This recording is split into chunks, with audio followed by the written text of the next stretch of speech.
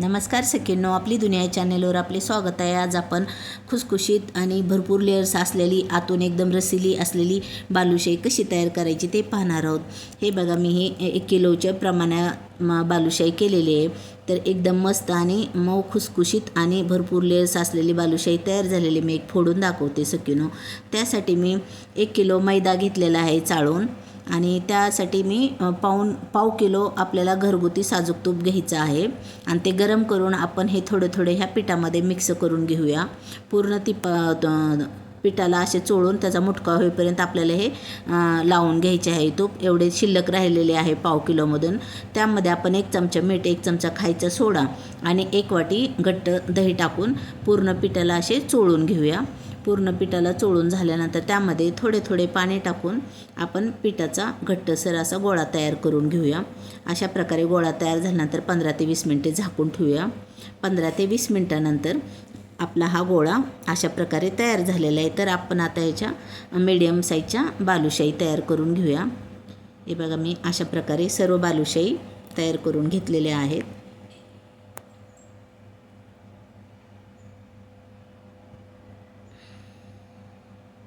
एका भांड्यामध्ये 1 किलोला मी पाऊण किलो साखर घेतलेली आहे। त्यामध्ये साखर बुडेल इतपत पाणी टाकून आपण याचा सैलसर पाक तयार करून घेतलेला आहे। आपल्या तोपर्यंत सर्व बालुशाही तयारी झालेले आहेत। एकीकडे आपले तेलही मीडियम फ्लेमवरती गरम केलेले आहे। एकदम पूर्ण बारीक गॅसवरती आपल्याला ह्या बालुशाही तळायच्या आहेत। पाकही आपला तयार झालेला, अशा प्रकारे हा पाक तयार केलेला आहे। आपल्याला तेल इथपर्यंतच गरम करायचे की लवकर तो गोळा वरती नाही आलेला पाहिजे, इतकं एकदम स्लो गॅसवर हा आपल्याला तेल गरम करायचं आहे। तर आता आपलं तेल एकदम परफेक्ट आहे। त्यामध्ये एक बालुशाही आपण त्यामध्ये सोडून घेऊया आणि लवकर बालुशाही वरती नाही आलेली पाहिजे, अशा प्रकारे बालुशाही तिथल्या तिथं फुलून आलेली आहे। तर जोपर्यंत बालुशाही आपली पूर्ण एक बाजूने भाजत नाही तोपर्यंत त्याला अजिबात उलटी करायची नाही। आता अशा प्रकारे आपल्या बालुशाही एक बाजूने चांगल्या भाजलेल्या आहेत, तरी आपण गॅस एकदम मंदच ठेवायचा आहे। पाक तयार झालेला आहे, त्यामध्ये आपण 1 चमचा इलायची पावडर टाकून घेतलेली आहे। आपली बालुशाही मीडियम फ्लेमवरती एकदम लालसर अशी मस्त कलर आलेला आहे। आपण बाजूला काढून घेऊ, 5 मिनिटासाठी बाजूला ठेवून देऊया।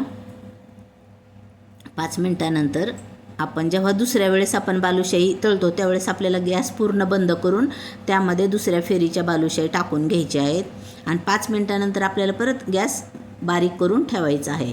आता 5 मिनिटानंतर आपल्या बालुशाही सगळ्या थंड झालेल्या आहेत, त्या पाकामध्ये टाकून घेऊया। पाकामध्ये मी ऑरेंज कलर टाकलेला आहे जेणेकरून बालुशाहीला छान कलर येतो।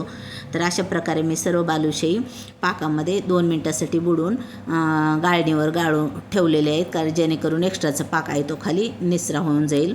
तर अशा प्रकारे सर्व आपल्या बालुशाही तयार झालेल्या आहे सखींनो। तर तुम्हाला ही रेसिपी कशी वाटली ना, अशा प्रकारे तुम्ही जर ही रेसिपी केली तर एकदम मस्त हलवायासारखी आपली घरगुती बालुशाही तयार होणार आहे। तर ही रेसिपी तुम्हाला कशी वाटली, आवडली तर लाईक आणि सबस्क्राईब करायला विसरू नका।